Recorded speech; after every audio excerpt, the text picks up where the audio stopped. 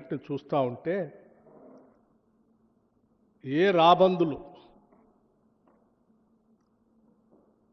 ఏ గద్దలు, ఏ దోపిడీదారుల ప్రయోజనాల కోసమో ఈ కథనాలన్నీ వస్తున్నట్టుగా కనిపిస్తూ ఉన్నాయి.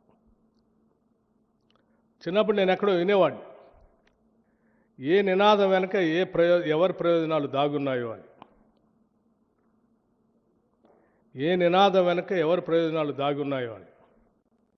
ఈ తొలి పలుకుల రాతల వెనక ఎవరి ప్రయోజనాలు దాగి ఉన్నాయో నాకు తెలియదు, కానీ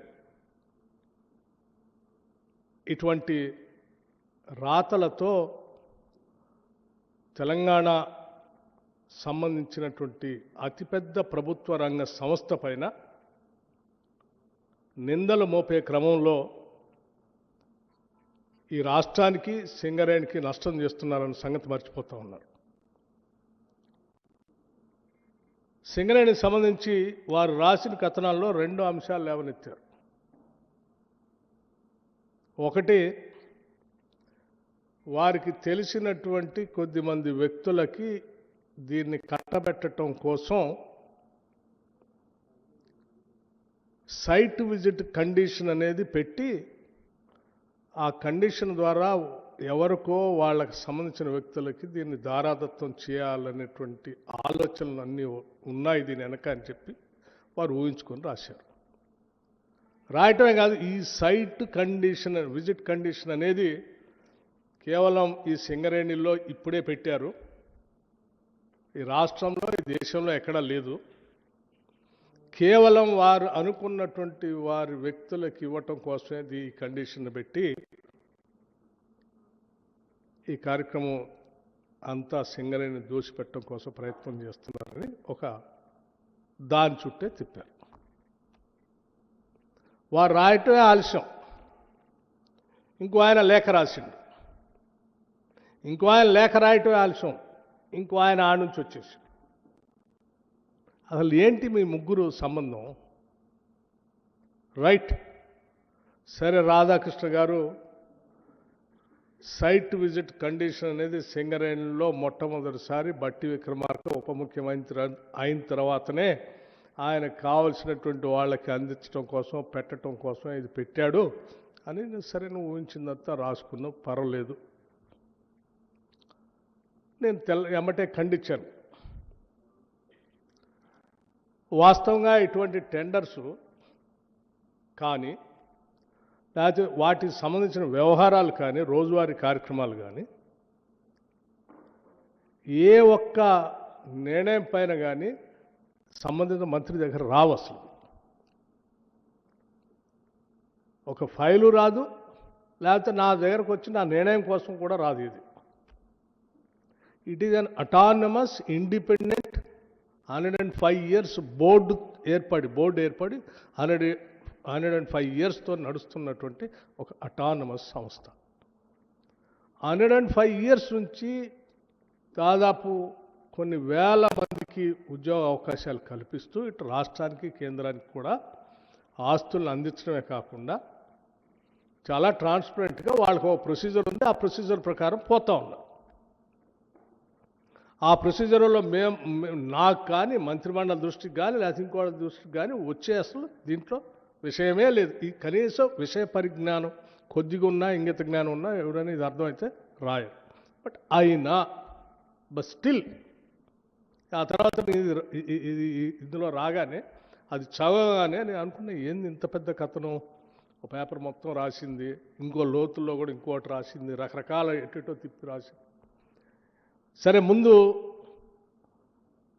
ఆ ప్రొసీజర్ ప్రకారం వాళ్ళు చేసుకున్నప్పటికీ ఇది 4 కోట్ల మంది ప్రజలకు సంబంధించిన ఆస్తి. మీరు ట్రాన్స్పరెంట్గా చేస్తున్నట్టు కాదు, you have to be seen also. So first you stop the tenders, cancel it, let me examine it, and then I will come back again. ఈ రాష్ట్ర ప్రజలకు వాస్తవాలు తెలియాలి, మళ్ళీ వచ్చి నేను మాట్లాడతానని చెప్పి ఆ రోజు చెప్పి వెళ్ళాను. వారం రోజులు అవుతుంది. ఈ లోపలనైనా వాస్తవాలు తెలుసుకొని, సరే రాసింది పొరపాటో తప్పో ఇది జరిగిందని అనుకొని వారు అనుకుంటారని నేను అనుకున్నాను. వారు రాసిన దాని మీద లేఖ రాసిన వాళ్ళు వాళ్ళకైనా సరే గతంలో అనేక సంవత్సరాలు మంత్రులుగా పనిచేశారు కాబట్టి వాళ్ళకైనా తెలుసు, వాళ్ళైనా మార్చుకుంటారనుకున్నాం. లేకపోతే ఈ లేఖ చూసిన ఆయనైనా స్పందిస్తారనుకున్నాం.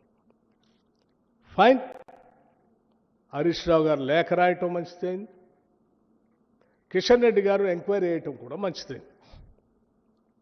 నేనొక్కడనే వాస్తవాలు చెప్తే సరే, ఏదో నేను రాధాకృష్ణ గారు మీద కోపంతో ఆయన రాశాడు కాబట్టి ఆయన మీద కోపంతో నేను చెప్తున్నాడు అనుకుంటారేమో. పోనీ వారు లేఖ రాశారు, వారు ఎగ్జామిన్ చేస్తున్నారు, ఆ చేసే తంతు జరగాల్సిందే అని చెప్పి ఐ వెల్కమ్ కిషన్ రెడ్డి గారిని. నేను ఇప్పటికి కూడా I welcome his gesture. Examine చేయండి, మీరు చేయాలి, రాష్ట్ర ప్రజలకి దేశానికి కూడా తెలియాలి.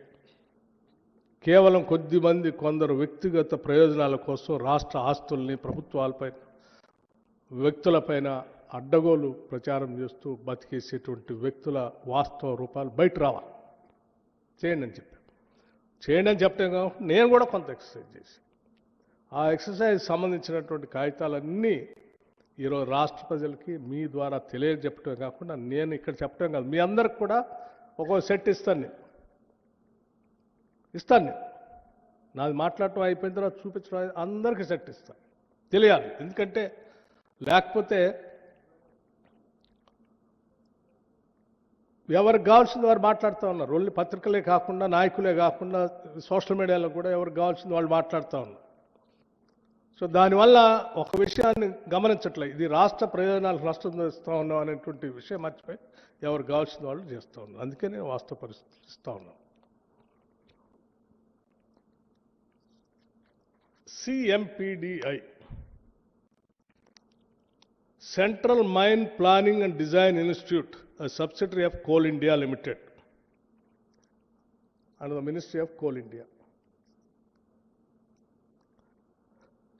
ఈ సింగరేణి వాళ్ళు సంబంధించి 2018లో టెండర్ పిలవటానికి టెండర్ డాక్యుమెంట్ తయారు చేసి మాకు పంపించండి అని ఆ కోల్ ఇండియా సంబంధించిన కంపెనీకి పంపించారు. టెండర్ డాక్యుమెంట్ని మేము టెండర్ ఎట్లా పిలవాలో మీరు మాకు తయారు చేసి పంపించండి అని 2018లో. అప్పుడు బట్టి విక్రమార్క లేడు, బట్టి విక్రమార్క ఉప ముఖ్యమంత్రిగా కూడా లేడు, కాంగ్రెస్ ప్రభుత్వం లేదు. ప్లస్ ఇది సింగరేణికి సంబంధించి కాదు, coal India, government of India public sector undertaking, వాళ్ళే టెండర్ డాక్యుమెంట్ తయారు చేసి పంపించారు. ఈ కాగితం కూడా మీ అందరికి ఇస్తాను నేను. 2018 దీంట్లో ఎంత స్పష్టంగా మెన్షన్ చేశారంటే, site visit,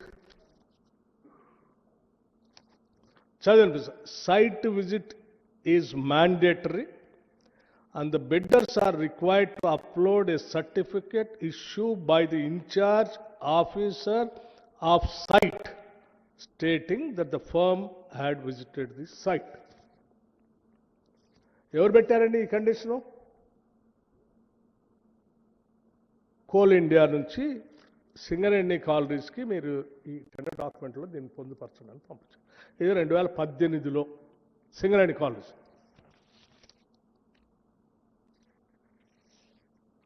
same central mine planning and design institute September 2021.